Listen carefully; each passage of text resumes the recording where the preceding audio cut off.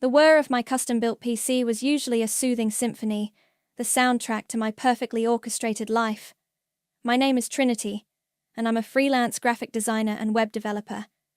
My clients are global, my deadlines are my own, and my office, a sun-drenched sanctuary in the home I adore, is my command center. The centerpiece? My powerhouse laptop, a sleek beast I'd poured a small fortune and countless hours into customizing. It wasn't just a tool, it was an extension of my brain, the conduit for my creativity, and frankly, my entire income. I was just putting the finishing touches on a branding package for a new eco-friendly startup, a dreamy client who actually paid on time, when Xander walked in. My husband. Usually, his entrance was a welcome break, a chance for a quick kiss or a shared laugh. But today, he had that look, the one that screamed, "I have news, and you're not going to like it, but please don't shoot the messenger." He leaned against the doorframe, hands shoved deep into his pockets. "Hey, Trin, what you working on?" "Just finishing up the Greenleaf logo. They love the latest mock-ups," I said, spinning in my chair to face him, a smile on my lips. It faded when I saw his expression more clearly. "What's up? You look like you've seen a ghost." He shuffled his feet. "So, I was just on the phone with Mom." My stomach did a little flip. Angela, his mother. The woman who believed my career was a cute little hobby I indulged in, while Xander, bless his real job in middle management, brought home the actual bacon. "Oh?" I kept my voice neutral, a skill honed over 5 years of marriage and countless family gatherings. "Yeah, well, they were thinking, you know Dad's birthday is next month, and Chloe's got that week off from her course." He was rambling, a sure sign he was bracing for impact. "Xander spit it out. They want to come for a visit, a family reunion sort of, here, for a week." He finally blurted it out, then watched me, wincing. A week, 7 days, 168 hours. With Angela, his passive-aggressive father Paul, and their mini-me daughter Chloe all under my roof. My carefully curated, peaceful, productive roof. The whir of the PC suddenly sounded like a warning siren. "Here?" I managed, my voice a little tighter than I intended. "For a whole week?" "Yeah, I know it's a bit sudden, but Mom said it's the only time they can all make it work." She sounded really excited. Excited? Angela's excitement usually translated into a week-long critique of my life choices, my home decor, my cooking, and, most pointedly, my little computer business. I remembered their last visit, a long weekend that felt like a month. Angela had helpfully reorganized my spice rack alphabetically, wrongly I might add, commented that my guest towels were a bit thin, dear, and asked Xander in front of me if he was sure Trinity was eating enough. She looks a bit stressed from all that screen staring. "Xander," I began, trying to keep the rising panic out of my voice. "You remember what happened last time, right? The helpful suggestions about my time management? The comments about how a proper career would offer me more stability?" My personal favorite was when she'd picked up one of my design awards, a sleek glass obelisk, squinted at it, and said, "Oh, that's nice. Do they give these out for participation?" He winced. "Okay, yeah, Mum can be a bit direct, but she means well." "Means well?" I stood up, pacing the small space between my desk and the window. She implied my portfolio was something a teenager could whip up on a free app. She told Chloe, loud enough for me to hear, that it was a shame I didn't have a real boss to keep me on track. She's just old-fashioned, Trin. She doesn't understand freelancing. "She doesn't want to understand it," I corrected. "She sees it as me not contributing properly, as me being some sort of dilettante playing on the computer while you work hard." The injustice of it always got to me. I often worked longer hours than Xander, juggling multiple clients and tight deadlines.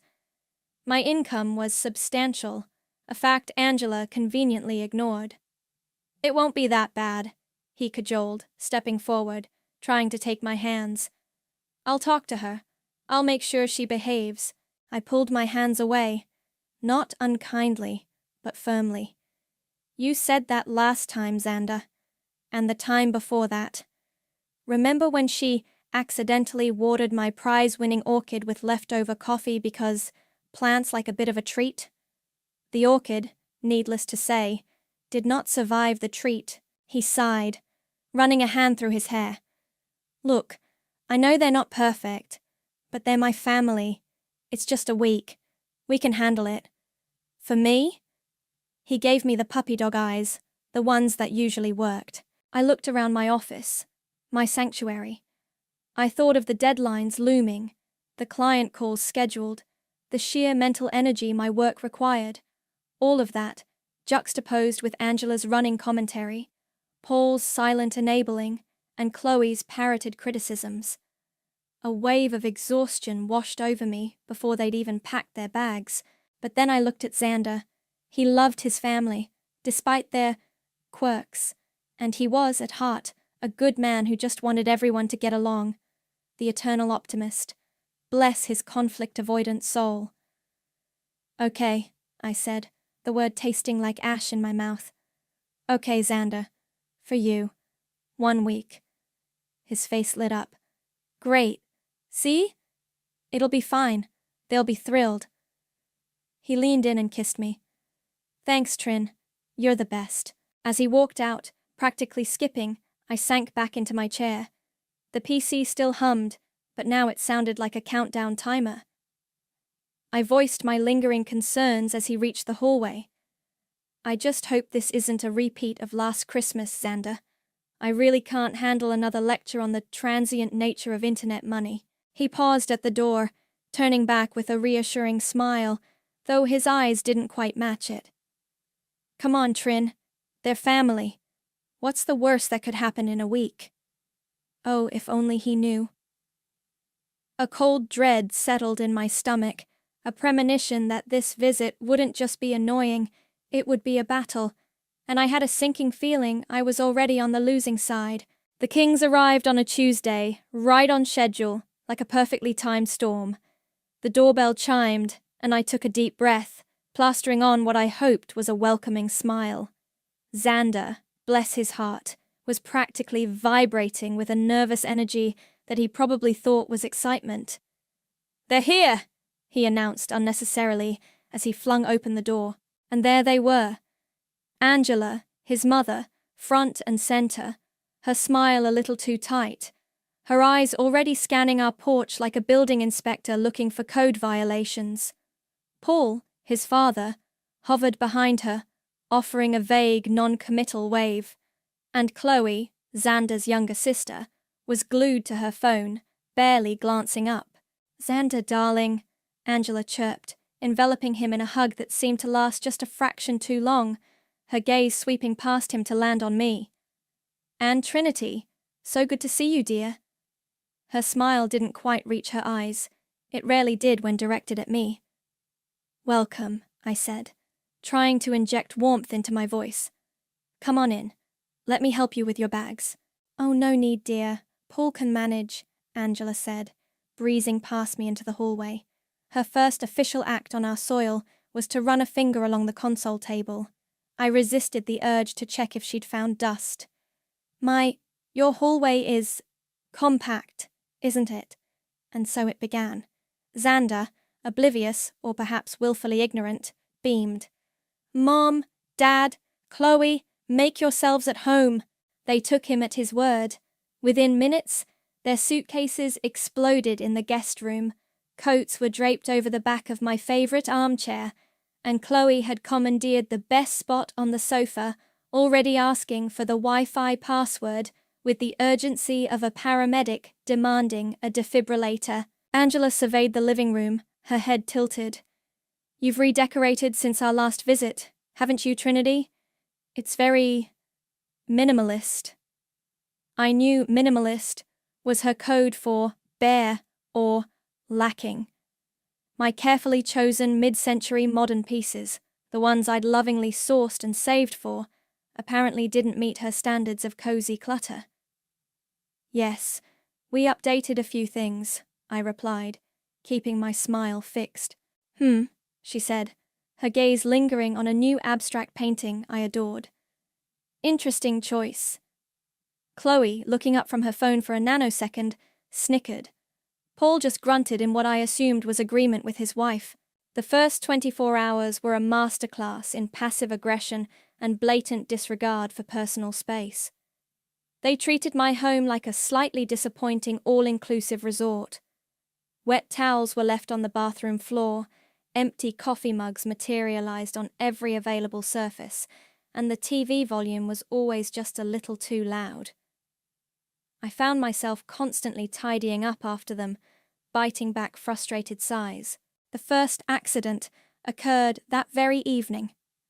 I'd made lasagna, a crowd pleaser, or so I thought. Angela had picked at hers, commenting that it was a bit rich for her taste. Later, as I was clearing the table, she gestured expansively while recounting some neighborhood gossip to Xander and knocked her half-full glass of red wine directly onto my cream-colored antique rug in the dining area. "Oh dear," she exclaimed, hand flying to her chest. "How clumsy of me!" Then she looked down at the rapidly spreading stain. "Though, Trinity, perhaps it wasn't the wisest decision to have such a pale rug right here, where people are eating and drinking." My jaw tightened. "I'll get some soda water," I said through gritted teeth. Xander rushed to help, dabbing ineffectually at the stain with a napkin. "Don't worry, Mom, it's fine," he said, shooting me an apologetic look. Later, as I was scrubbing the rug with specialized cleaner, the wine stains stubbornly refusing to completely disappear, Xander found me. "They're just settling in, honey," he whispered, rubbing my shoulder. "Give them a chance." A chance? They'd been here less than a day, and had already managed to insult my decor, treat me like a maid, and damage a cherished possession. I looked up at him, my frustration bubbling. "Settling in, Xander, or staking their claim?" he sighed. "Don't be dramatic, Trin." But I wasn't being dramatic.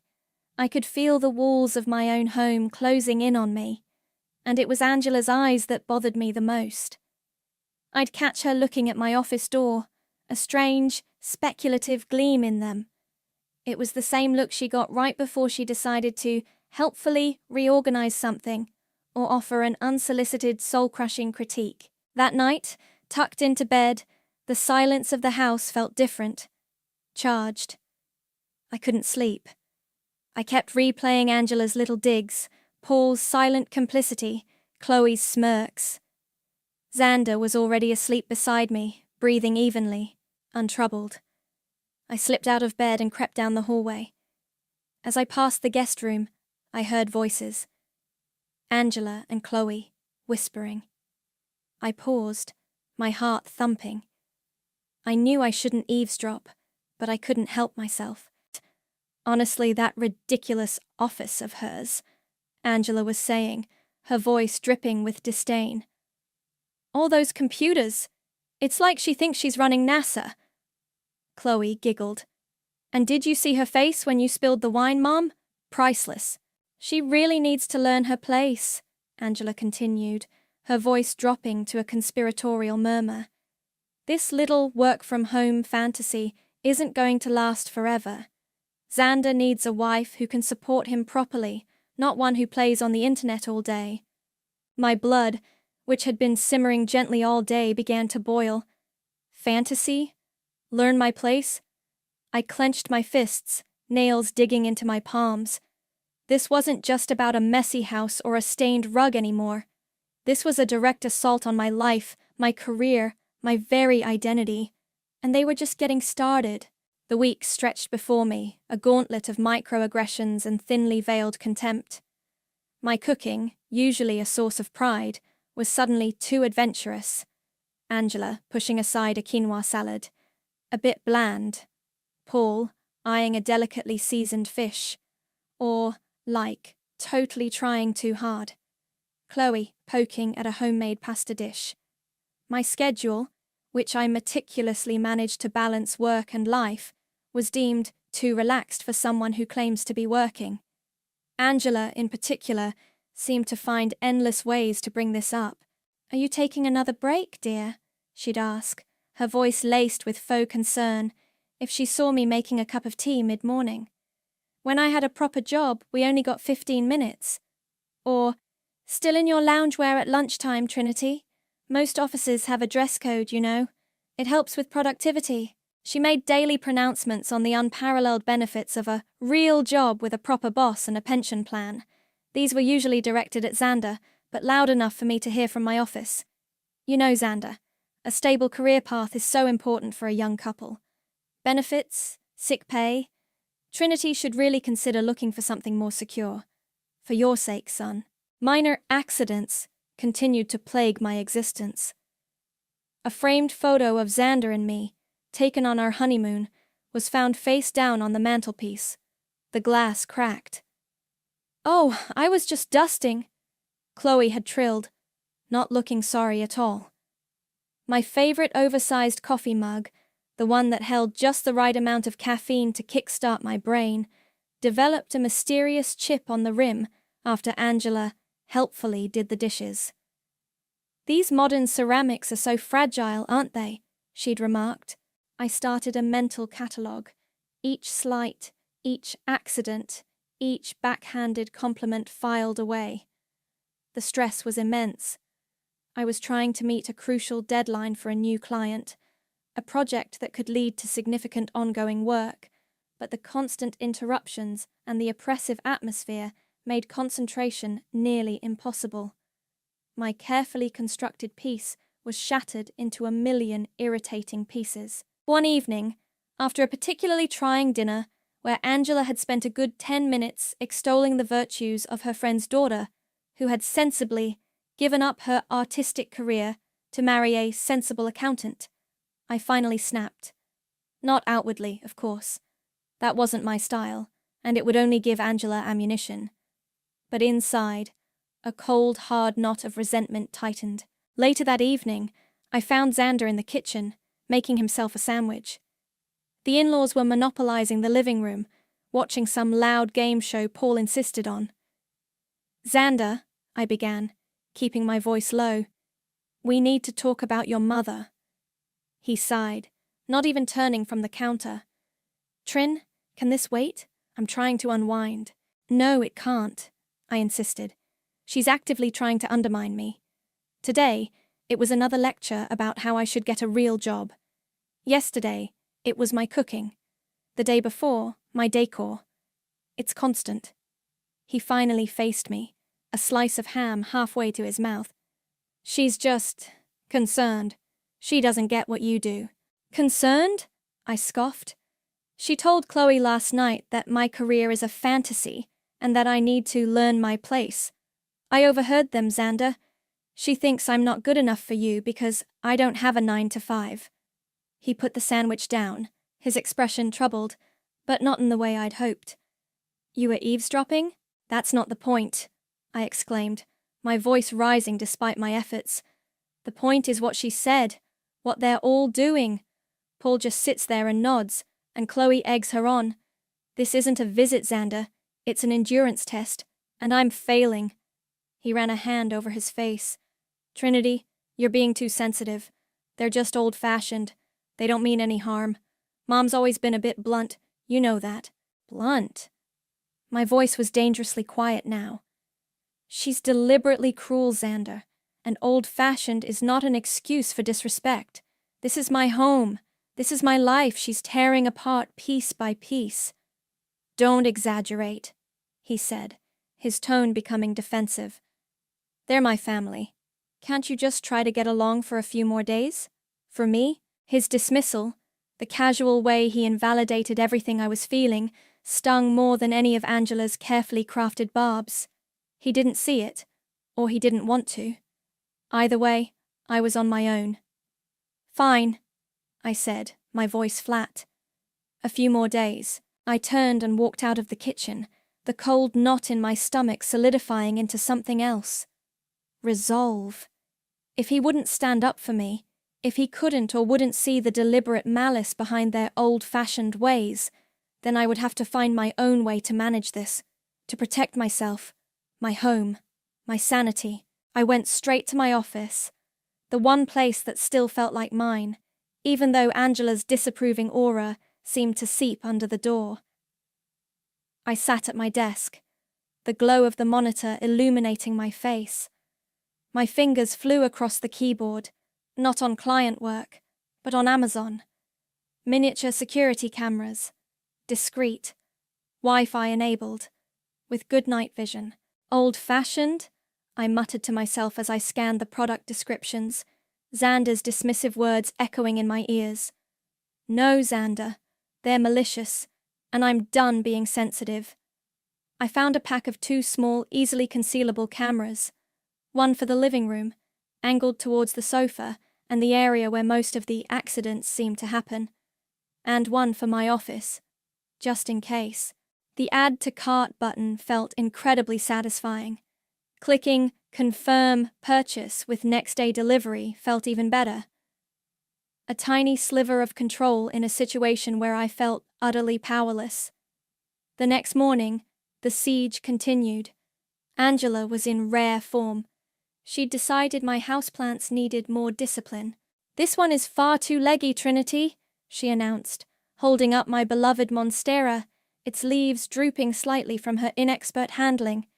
"You should prune it back, aggressively." She then proceeded to helpfully snap off a perfectly healthy new leaf. "There, see? Much tidier." I just smiled tightly. "Thank you, Angela. So helpful." Inside, I was already mentally positioning the cameras. Chloe, meanwhile, had discovered my collection of artisanal teas. "Ugh, what even is this?" she'd said, holding up a tin of expensive oolong. "Smells like old socks." She then proceeded to make herself a cup of the cheapest black tea bags I kept for emergencies, leaving the oolong tin open on the counter. Paul, as usual, contributed little beyond appreciative grunts whenever Angela landed a particularly sharp verbal jab. He did, however, manage to leave a damp ring from his coffee cup on my antique wooden coffee table, a piece I'd painstakingly restored. No coaster, of course. Xander, attempting to play peacemaker, suggested a family outing. "Let's all go to the botanical gardens," he'd said brightly at breakfast. "Oh, I don't know, dear," Angela had replied, eyeing my plate. I was having a small bowl of Greek yogurt and berries. Trinity looks like she needs to stay home and work on her projects. We wouldn't want to distract her from her important computer things. The sarcasm was thick enough to spread on toast. I just smiled. "Actually, Angela, a bit of fresh air sounds lovely, but I do have a client call this afternoon I can't miss." Her eyes narrowed slightly. The cameras were due to arrive by noon. The thought was a small, secret comfort. The game was changing, though only I knew it. The Amazon package arrived just before lunch, a discreet brown box that felt heavier than its contents. I managed to intercept the delivery driver, whisking it into my office before anyone else saw it. The botanical garden trip had been predictably tense. Angela had criticized the city's lack of funding for public spaces, Paul had complained about the walking, and Chloe had spent the entire time on her phone, sighing dramatically whenever anyone tried to engage her in conversation about, plants. My client call was scheduled for 2 p.m. At 1:30 p.m., I excused myself, claiming I needed to prepare. "Don't let us disturb your important work, dear," Angela had called after me, her voice dripping with false sweetness. Once in my office, door firmly shut, I worked quickly. The cameras were tiny, smaller than my thumb. One I tucked onto a high bookshelf in the living room, nestled between some art books, its lens peeking out almost invisibly. It had a perfect view of the sofa, the coffee table, and the path to the dining area. Prime accident territory. The second one was for my office. This one felt more personal, more invasive, But after Angela's earlier comments about my computer things, I knew it was necessary. I positioned it on a shelf above my monitor, angled down towards my desk, my chair, and crucially, my laptop. I connected them to the discrete app on my phone, checking the feeds. Crystal clear. I was just adjusting the angle of the office camera when Xander walked in without knocking. My heart leaped into my throat. "Hey, just checking if you needed anything before your call," he said. Then his eyes fell on the small device in my hand. "What's that?" he asked, his brow furrowing. I quickly placed it on the shelf. "Oh, just a new webcam," I said, trying to sound casual. The old one was getting a bit fuzzy. He looked at it, then at me, a flicker of suspicion in his eyes. "Looks pretty small for a webcam." "It's one of those new compact ones," I improvised. "Better resolution, smaller footprint." I gestured vaguely towards my monitor. "Technology, you know?" He didn't look entirely convinced, but my client would be calling any minute. "Right, well, good luck with the call." He hesitated, then added, "Try not to let Mom get to you too much, okay? She's just being Mom." I forced a smile. "Will do." As soon as he left, I let out a shaky breath. That was too close. But the cameras were in place. A small, grim satisfaction settled in. Now, all I had to do was wait. The client call went well, despite the low thrum of anxiety in my stomach. I managed to compartmentalize, to focus on the designs, the feedback, the deadlines. But the moment I hung up, the reality of the house, of my unwelcome guests, crashed back in. I emerged from my office an hour later, needing coffee. Angela was in the kitchen, helpfully, rearranging my pantry. "Oh, Trinity dear," she said, holding up a bag of my favorite organic quinoa. "I was just trying to make some sense of this. You have so many unusual ingredients. Do you actually use all of this?" "Yes, Angela, I do," I said, reaching for the coffee machine. "It's just that, well, it seems rather extravagant for someone who, you know..." She trailed off, letting the implication hang in the air. Someone who doesn't have a real job. Someone who enjoys cooking with quality ingredients? I finished for her, my voice polite but firm. She gave a tight little smile. "If you say so, dear." Later that afternoon, I was working at my desk when I heard a small commotion from the living room, followed by Chloe's theatrical gasp. "Oh my God, Mom, look!" I tensed. My first instinct was to rush out, but I made myself stay put. Let the cameras do their job. I discreetly opened the app on my phone, tapping into the living room feed. The video showed Chloe pointing at the floor near the sofa. Angela was peering down, a hand to her mouth. Then, Angela bent down and picked something up. It was one of my ceramic coasters, a beautiful, hand-painted one I'd bought on a trip to Santa Fe. Or rather, it was 2 pieces of my ceramic coaster. "Oh, clumsy me," Angela said, though her voice, caught by the camera's microphone, lacked any genuine remorse. "It must have slipped right off the table. These modern glazes are so slippery, aren't they?" She then casually tossed the broken pieces into the nearby wastebasket. Chloe giggled. "Oops." I watched them, my blood turning to ice. There was no accidental nudge, no slip. The coaster had been sitting safely on the table. I rewound the footage slightly. There. Angela, walking past the coffee table, had subtly, almost imperceptibly, flicked it with her finger as she passed. It wasn't a clumsy accident. It was deliberate, small, petty, but undeniably deliberate. My breath caught in my chest. It was one thing to suspect, to feel the constant barrage of negativity. It was another to see it, recorded, undeniable. Xander came home from work to a strained silence. I didn't mention the coaster. I didn't mention the pantry raid. I just watched, and I waited. The evidence was accumulating. That evening, After the in-laws had retired to their room, Angela complaining loudly about the lumpy pillows, my brand new, hypoallergenic memory foam pillows, I sat in my office, reviewing the day's footage. The broken coaster, Angela's snide remarks in the kitchen, captured with surprising clarity, Chloe rolling her eyes every time I spoke. Paul. Well, Paul mostly just existed, a silent, passive enabler. It was sickening and infuriating, but also, strangely, empowering. I wasn't just imagining it. I wasn't too sensitive. It was real. Xander found me there, staring at the screen, my face grim. He looked over my shoulder. The footage of Angela breaking the coaster was playing. The color drained from his face. Trinity, what is this? Are you spying on my family? He demanded, his voice a horrified whisper.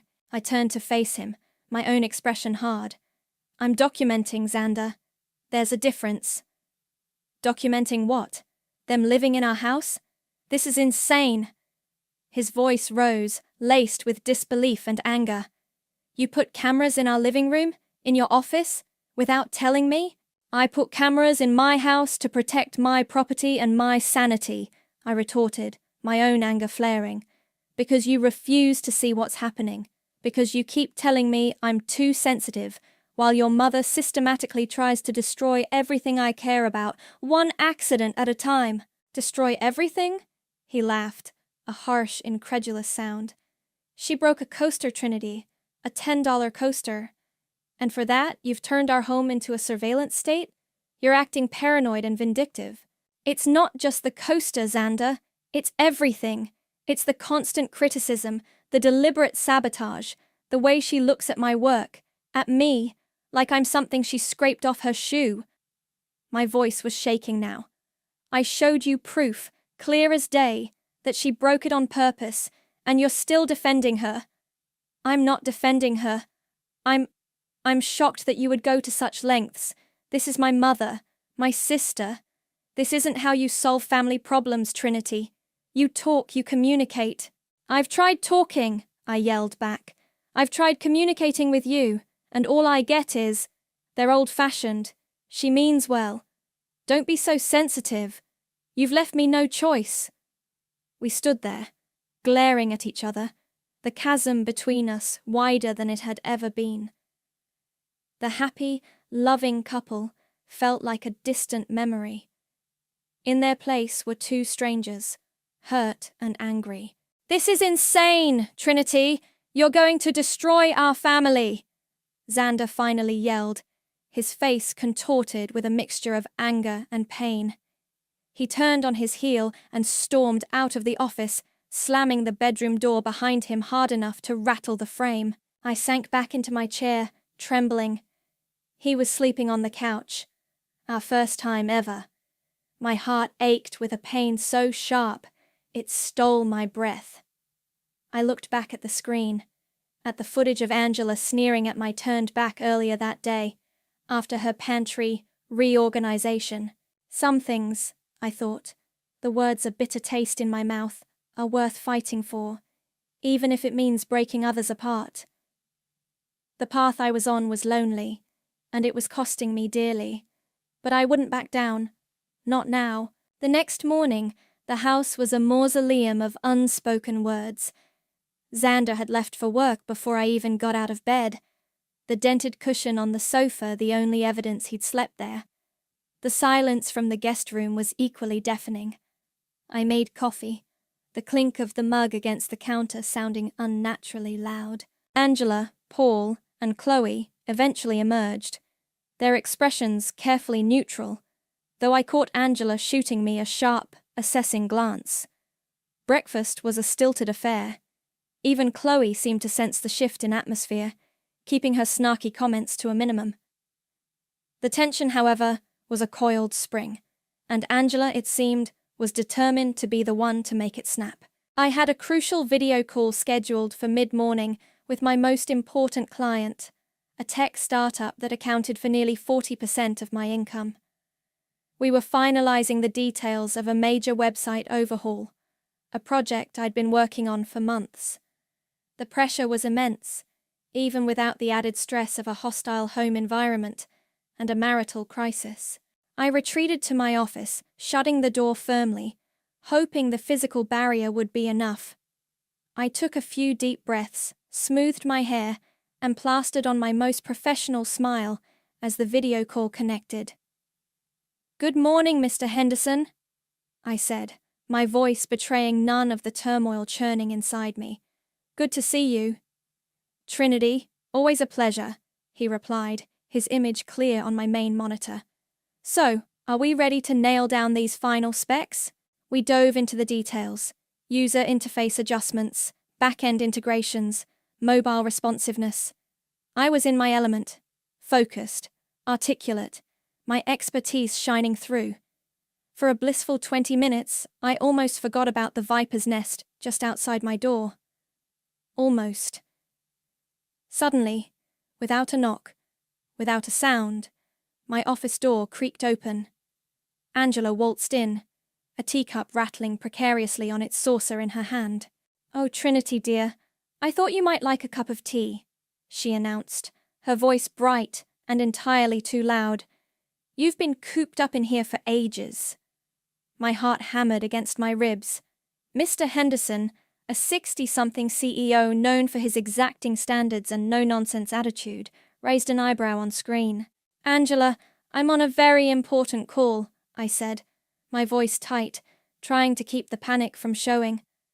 I angled my body slightly, hoping to block her from Mr. Henderson's view, though her voice was unavoidable. "Oh, don't mind me, dear," she said, completely unfazed. She advanced towards my desk. "I'll just pop this down for you. You look like you could use a break. All this screen time can't be good for your eyes." She reached my desk, and instead of just placing the tea down, she began to tidy. She picked up a stack of my meticulously organized project notes, tutting. "My, what a clutter. It's a wonder you can find anything in here." She moved them, placing them precariously close to the edge of the desk.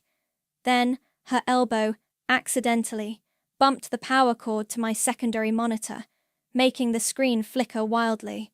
"Angela, please!" I hissed, my professional composure cracking.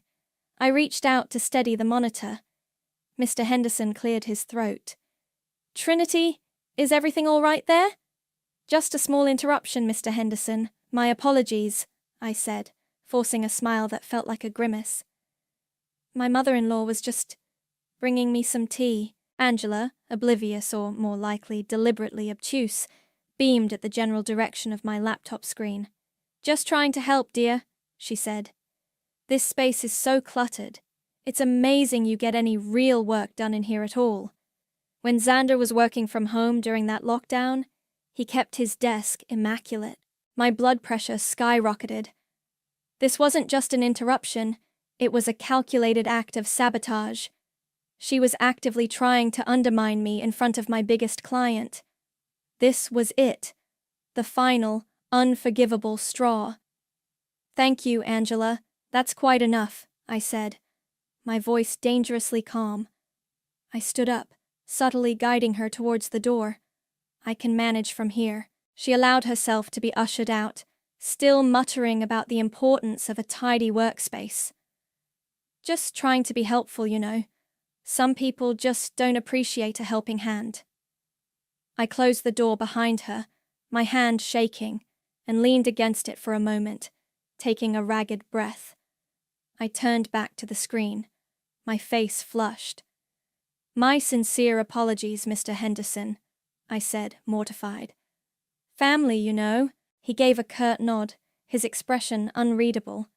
"Let's get back to the specs, shall we, Trinity? We're on a tight schedule." We managed to finish the call, though my concentration was shot. I fumbled a few explanations, my mind replaying Angela's brazen intrusion. As soon as we disconnected, I slumped in my chair, fury, and a strange cold clarity washing over me. She knew. She knew I was on an important call. She'd heard me talking. This wasn't clumsiness or misguided helpfulness. This was a declaration of war. She was actively trying to damage my career. That night, after another silent, tension-filled dinner where Xander barely met my eyes, I waited until the house was quiet.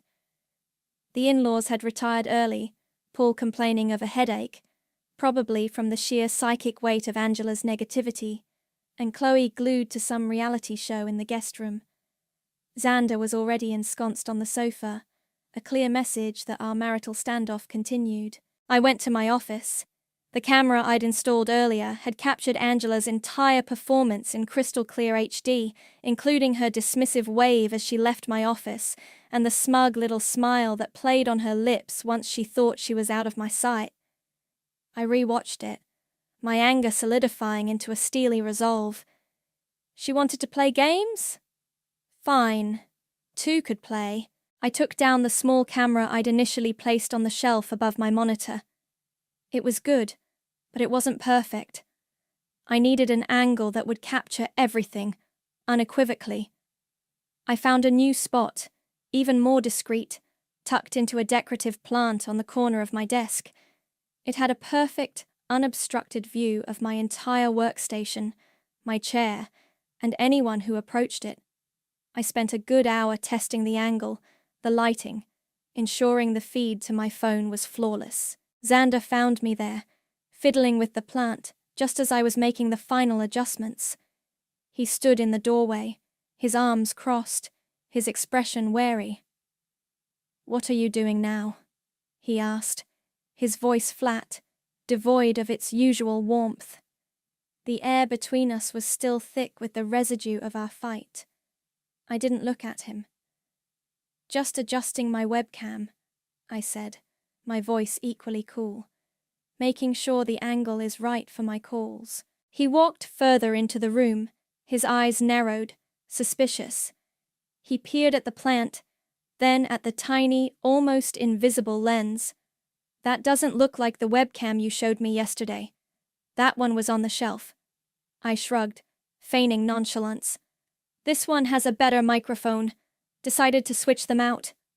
I busied myself, pretending to adjust a leaf. He didn't say anything for a long moment, just watched me. The silence stretched, taut and uncomfortable. I could feel his gaze on me, questioning, disapproving. But he didn't press further.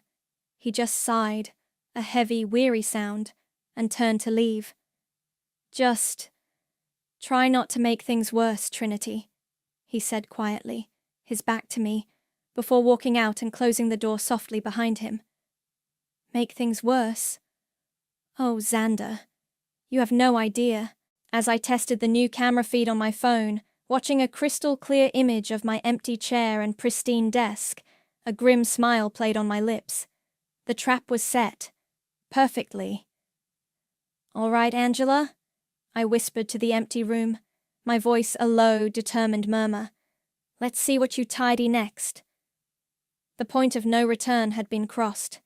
There was no going back now. The house felt like a pressure cooker, the lid rattling. Every interaction was strained, every shared space a potential battleground. Xander and I were orbiting each other like hostile planets, our communication reduced to curt necessities. He was still sleeping on the sofa, a silent, daily reproach. The in-laws, sensing the shift in our dynamic, seemed to tread a little more carefully around me, though Angela's barbs, while perhaps less frequent, were sharper, more pointed when they did come. She redoubled her efforts to undermine me through Xander. At dinner, which I cooked with mechanical precision, avoiding anything too adventurous or too bland, Angela launched into a monologue. "You know, Xander," she began, carefully dabbing her lips with a napkin, "I was talking to Brenda from next door, her daughter, Melissa, the one who married that lovely dentist. Well, Melissa just got a fantastic new job, head of marketing for a big firm, wonderful benefits, a company car, proper pension. She's really setting them up for the future." She paused, then looked pointedly at me, then back at Xander. "It's so important for a wife to contribute in a tangible way, for her husband's peace of mind, you know. a job with benefits, and a pension, for his sake. Chloe, ever the dutiful parrot, chimed in. Yeah, Xander, what if Trinity gets sick or something? Does her, internet thingy have sick pay? I continued eating my perfectly bland chicken, my expression unreadable. Inside, I was a coiled viper, but outwardly, I projected calm. I was meticulously saving footage each night, Angela's snide remarks, Chloe's eye rolls, Paul's passive agreement. The digital evidence folder on my secure cloud drive was growing. I was counting down the minutes until their departure, now just 2 days away. The strain was immense. I was barely sleeping, fueled by caffeine and a simmering rage. My work was suffering, my concentration fractured. The joy I usually found in my projects was replaced by a grim determination to just get through the day, to survive their presence. One evening, after another excruciatingly polite dinner, I retreated to my office, ostensibly to work. In reality, I needed to review the day's recordings.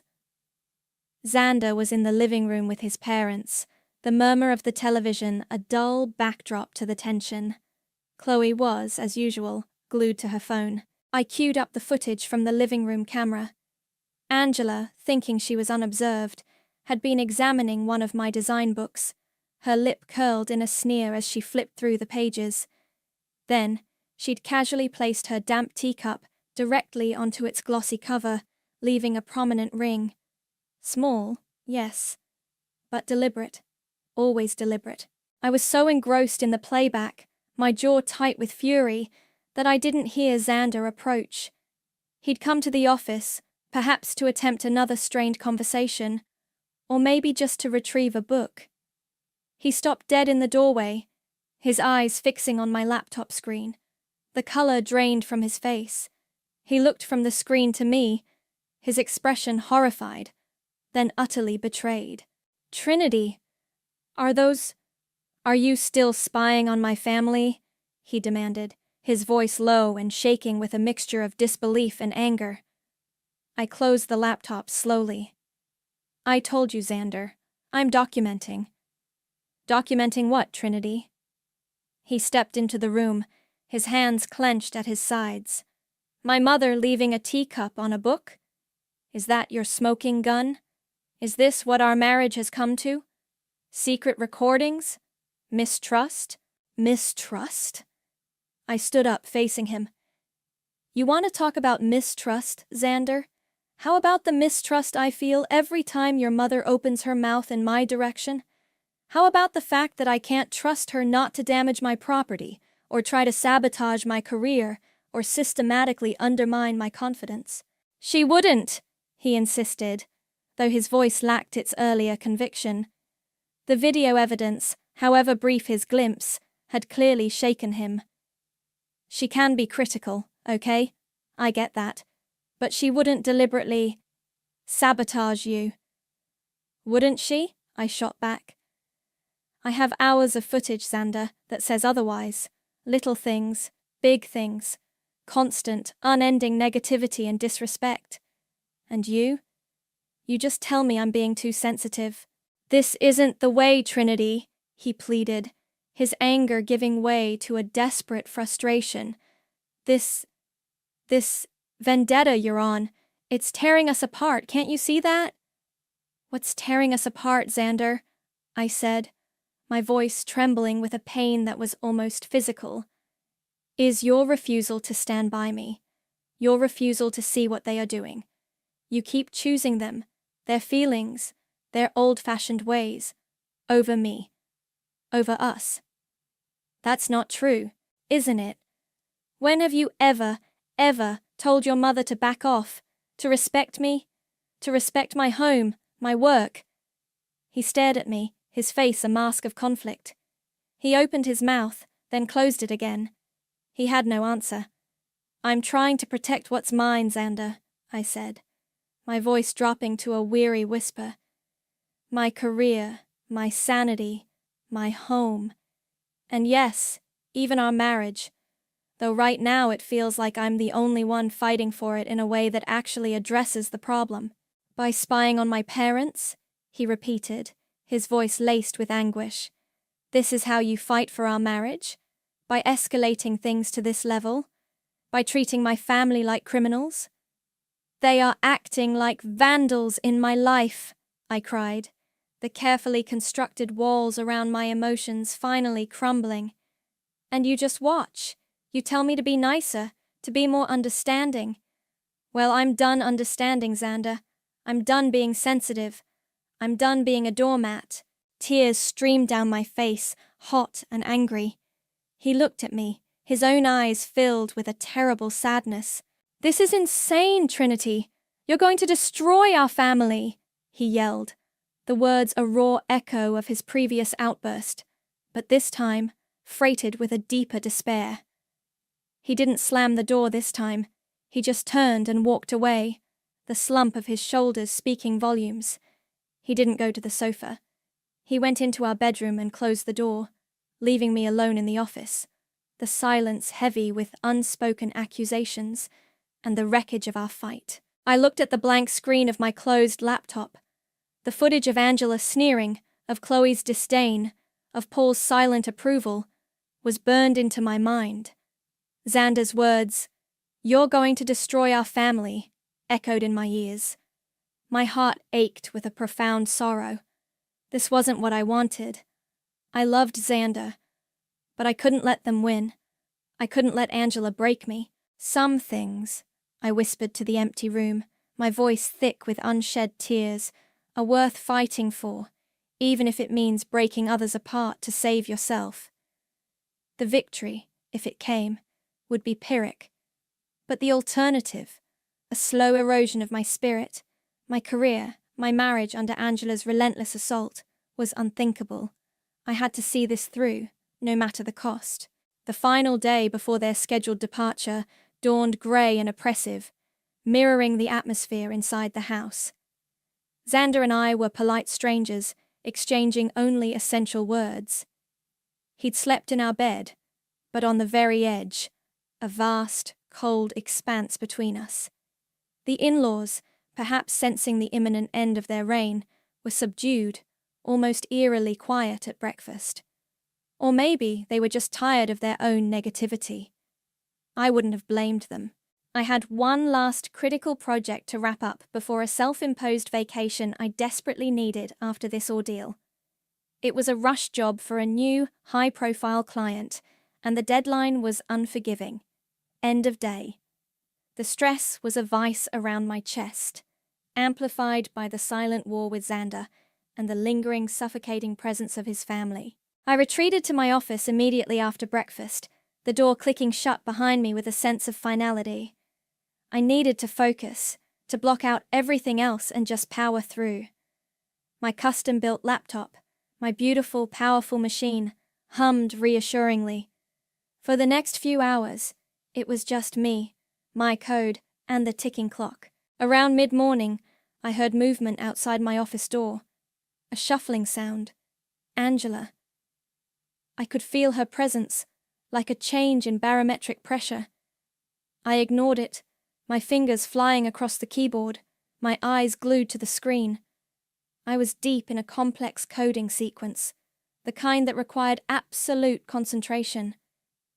"Trinity, dear?" Her voice, saccharine sweet, pierced through my focus. She didn't knock. The door creaked open. "Angela, I'm really busy," I said, not looking up, my tone sharper than I intended. "I have a major deadline." "Oh, I know, dear, I know.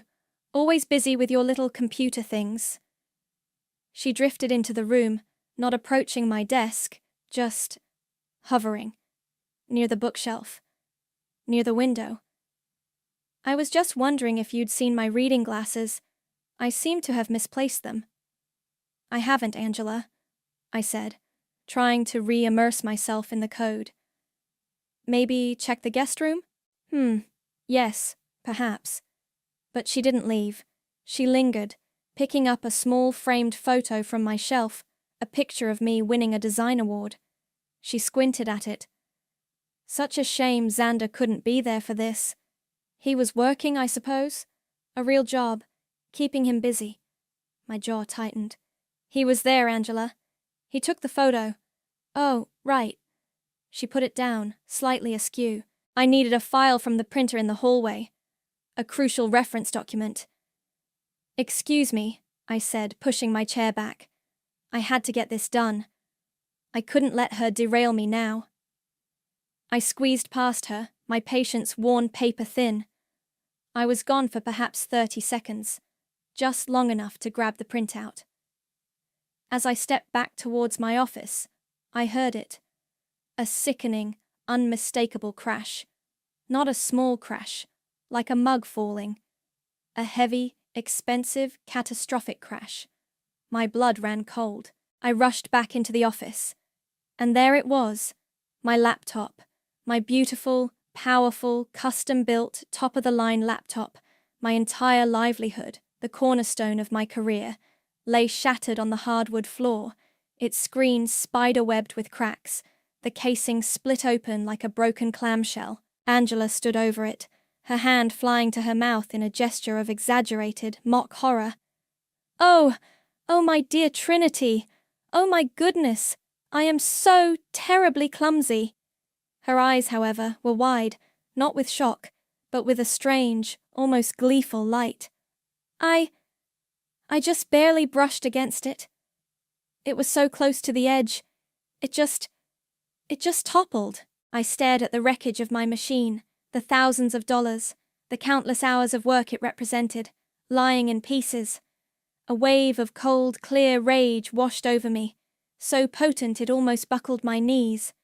But beneath it, strangely, was a flicker of something else. Vindication. Xander burst into the room, drawn by the noise, his face pale. What happened? What was that crash? He saw the laptop, then looked at his mother, then at me. Angela seized the moment. Oh, Xander, it was dreadful. I was just standing here and I must have bumped the desk, just a tiny bit. And Trinity's computer, it just fell. I feel absolutely terrible.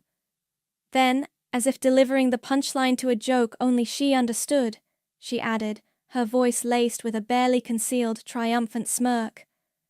Well, I suppose this means you'll need to find a real job now, won't you, Trinity?